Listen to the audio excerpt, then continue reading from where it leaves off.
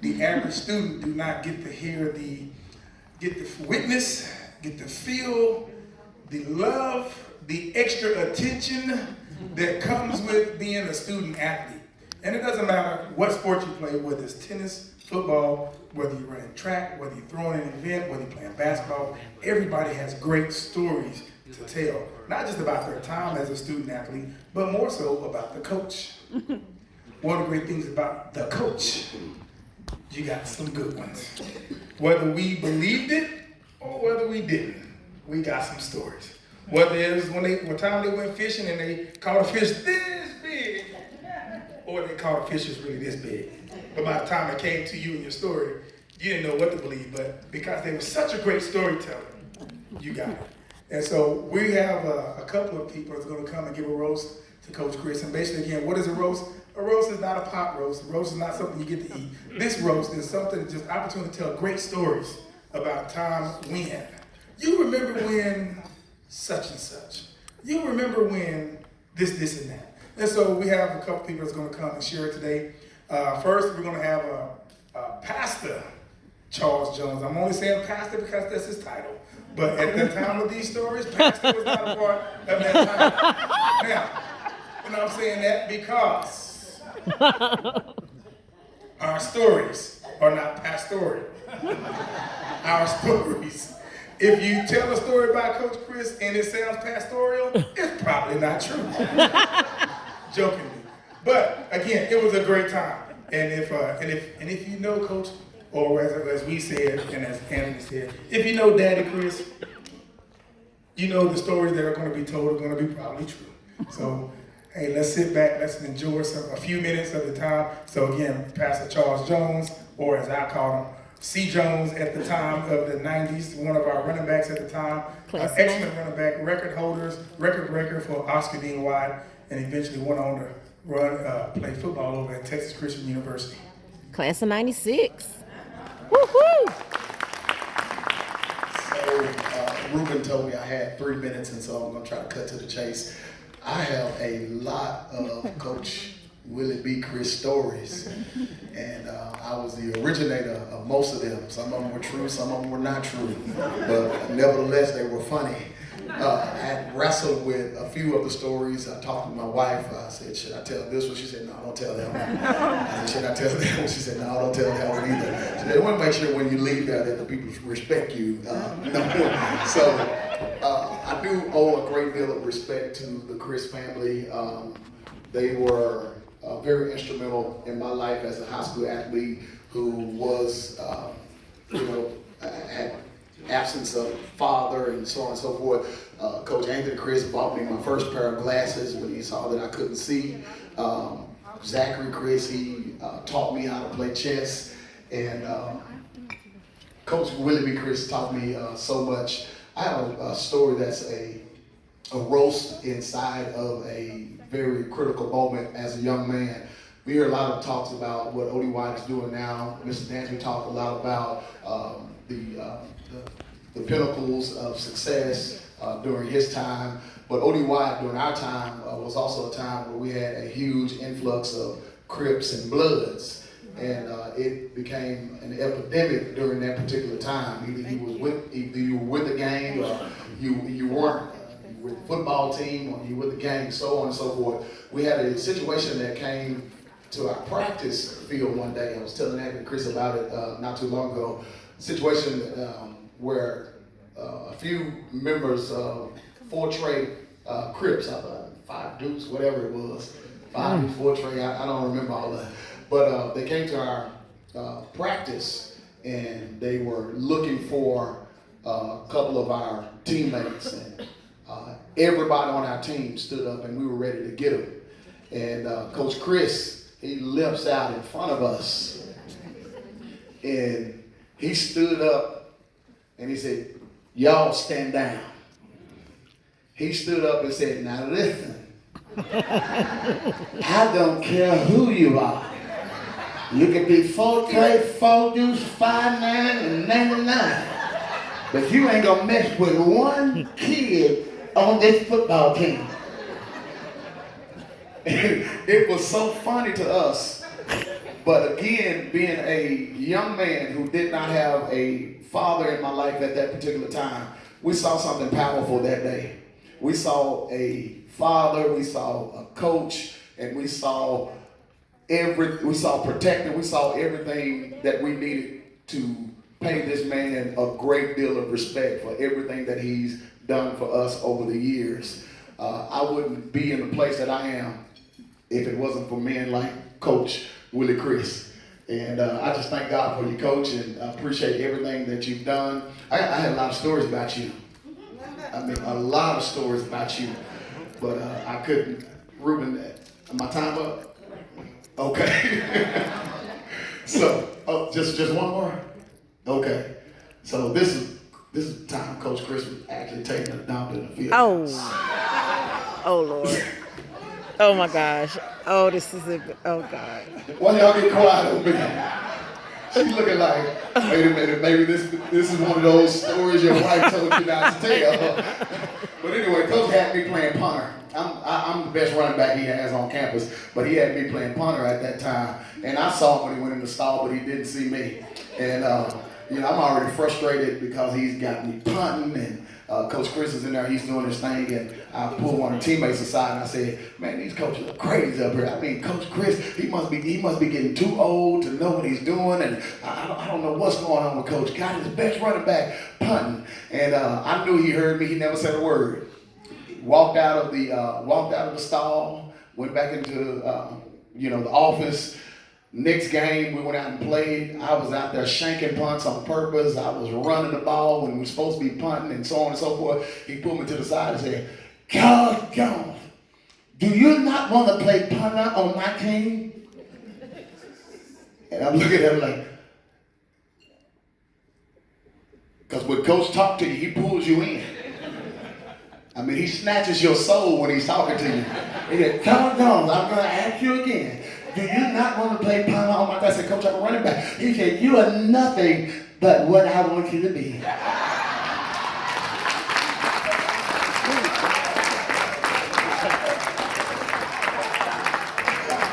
That is hilarious. I'm gonna share a couple stories here that not about me. It's about because I was a good listener, and so I was also around a lot of stuff, so I got a chance to hear a few things. Now, first off, this is in the 90s, 1990s. Parenting was a little different then, because when parents knew that you had their child's best interest, you was able to walk a different kind of line. So let's fast forward. One of my best friends, Donald Litchfield, offensive line. All right, number 76 for those that don't know. If you just happen to have video from the 94 or 95 season, feel free to look it up. You'll probably see it. Now, he jumped off sides one day. Critical moment. I think it was like third down and short. I know his wife is over here, so that story I'm telling you is first off it's true. So it's third down and short, and we all looking. We're on the sideline. Now, mind you, we're playing the Clark, so you know the distance from the stands to the field where we were standing. Grass field at the time, although that's not relevant. But now we're after Coach Chris having his hip surgery, so he's on the sideline with his walker. So not too many coaches are going to be on the sideline with a walker. Very dedicated. If you don't know, he was in the press box for a few games after that surgery, still coaching. But then he got to the point where they get to the walker, had permission from the doctor, I would assume. If maybe he had permission, I don't know. I'm going to assume they did. It was in the 90s, so it was a long time ago. So we're there. Again, critical down, I think it was third and short. We was probably going to hand the ball off to C. Jones. I really don't know, but my belief is that's what we was going to do. And unfortunately, he jumps off sides. Okay. All right. Nothing really happened at that point. The next play, repeating it, Donald gets a personal foul. Okay. Donald gets not only is it third down and 5 more, but now we get a personal foul by Donald. And so it's offense. So I'm on the sideline. Defense, I get to witness this. And so, Donald, come here. He comes over. That's his little trot. So I think he did this on purpose. Donald came right there. Coach Chris here, no, come close. Like I said, Charleston, he had tendency to pull you in. He comes in, boom, right? I'm like, but his parents understand this. But again, In the 90s, you could walk a different kind of line when the parents knew you had their son's best interest in mind. It shocked me. The bad part is I felt it. And it wasn't even, I wasn't the one he hit. But Oh, I'm like, Lord Jesus. I mean, it wasn't like it was, and it wasn't a little, it was one of those, Oh, and God. I heard him, hey, you jumping offside for a personal foul. You know, it cost us roughly about 20 yards, 15 on personal foul, 5 on false start. Coach, he went back out there, and again, held a key block, I believe. If I don't know if it was a screen pass, I don't remember what the play was that took place, but again, Coach didn't shy away from him. They called the play to his side. We got the first down. I think it turned into a touchdown. Memory's slightly slipping on that one, but I think it turned out to be a touchdown. But again, tough love. Tough love is one of the things that you get. Another story I'm going to tell, this is probably wrong, so Tank or Talmadge Spivey, another one of our class 96, played offensive line with us, one of the B-Lows, number 52. If I'm saying this wrong, please correct me. Again, also post-surgery, he's on the stance with his with his walker. No, this one's a game. This one's a game. And so he got his walker. At least I believe it was a game again. Mine slipping a little bit on that one. Been a while, slept since then. So something happens, and Coach gets fed up. I mean, he's really fed up at the one situation with the official. Really got fed up with the official. I think it was a Trinity game, if I'm not mistaken. And for those who remember our Trinity games, you know there's a different kind of game for some strange reason. And so, so he's coaching. He gets fed up with the official, and he literally does this with his walker. Through the walker. Through the walker. Now, mind you, I said this is post-surgery. He needed the walker to walk. So he threw the walker. That's probably from here to the photographer right there. And unfortunately, he wasn't nowhere for him to go. He's like, hey, go get that walker. He's like, so he was just kind of stuck. Yeah, I said that very nice. That's pastoral version. That was a pastoral version. Now. So those are some good ones. Now, I would say this. I wasn't going to originally say this, but it's a good one because this is for me. I'm also going to stand for Coach Leon Williams, but that's the next two. But this one was against me. I was debating not to do it, but I said, hey, I'm the kind of guy, I can take a joke. It's all good. Well, here's the thing.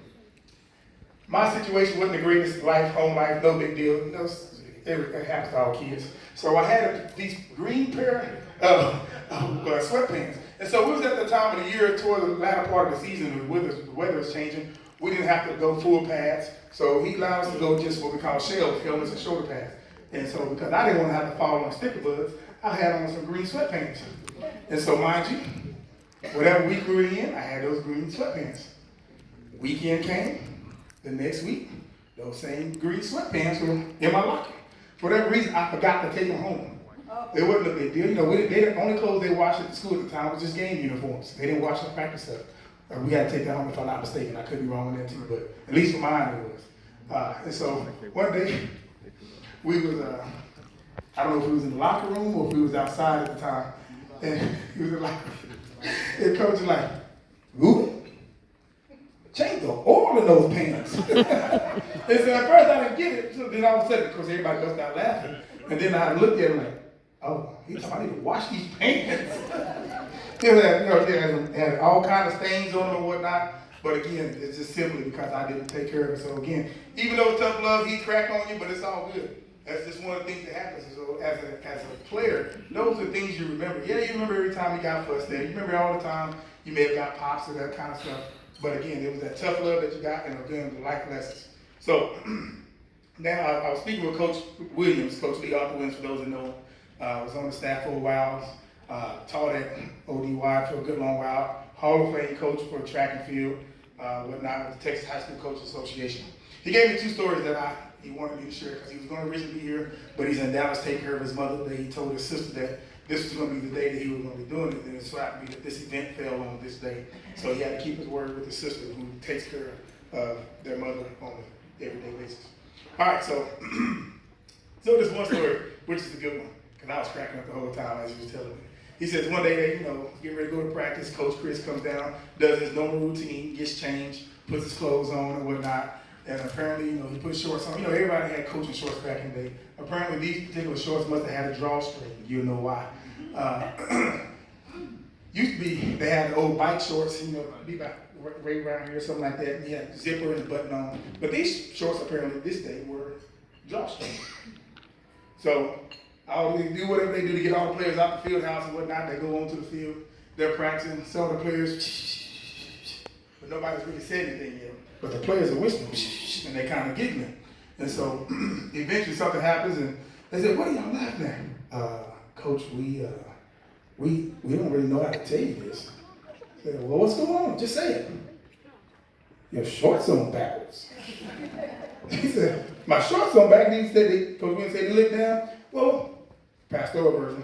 "Why nobody tell me that my shorts is on backwards?" And of course, that coach, man, we didn't want to say anything to you because they didn't know what was going to be said in response. Of course, likewise, it was just really, really funny. The next story, this will be the last story. Again, another time at practice, they was on the practice field.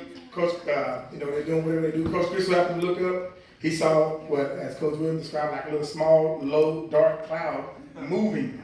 Okay, and all of a sudden, he said, Coach Chris said, "Bees, bees, go to the field house." And of course, remember now, this is before surgery. So, like Charles came up and did, he gets a little walk on. Now, he said this is the first time that he ever saw Coach Chris get up and run. Coach Chris get up and run, "Bee, bee." And so all the players were running and whatnot. Of course, unfortunately, some of the players got stung by the bees, but of course, they were okay. They lived to tell the story. And he said it was so funny to watch him run around talking about bees, bees. Of course, he was trying to take cover because he said if you've ever seen a swarm of bees, it's a lot. It's not just like 10 or 15. It's like the whole hive that came out and they're rolling through. And so as he's running, of course, I think he said you failed. I don't know. I don't remember if I just made that part up in my head. But it did fall? Okay. Maybe just add to the story. I apologize. But again, he just said to watch Coach Chris running, the kids all laughing. Of course, the kids trying to duck and cover. But he just said it was just so funny to watch it. He said, more, of course, at the time when it was going on, it wasn't as funny until everybody was safe. And they said, even, it was one of the moments where they talked about it for quite some time of how just watching him have to run. Of course, you see him limp the whole time, and all of a sudden he takes off running with no problems. A little hitch in there, but for the most part, it was good. Oh, you got another one? You gave me 3 minutes. You told me it wasn't football time. You told me it wasn't church time. So it's your time to sit down. Again, I'm speaking for 2 people. Anyhow, that is our, again, this is the G-rated version. Feel free to talk to him personally about some stories. He can probably give you some more. And again, he's just a great storyteller. And opportunity to share this with you real quick. We lost one of our coaches here just a couple days ago. Coach William T. Evans, that we mentioned earlier. One of Coach's best friends at the time, teammate there and worked with him, called him Doug. And these 2 individuals, great, great, great storytellers, had us cracking up every day. And I think anybody who was around those 2 could vouch for that. Just some big time storytellers, and it was just really, really good. So that is the end of our portion of the roast. I'm going to now turn this over to Miss Mary. But at the same time, before I do that, again, our auction items are out there. I have to go back out because I saw that my auction got outbid, so I'm going to go back and take it again. So I'm just saying.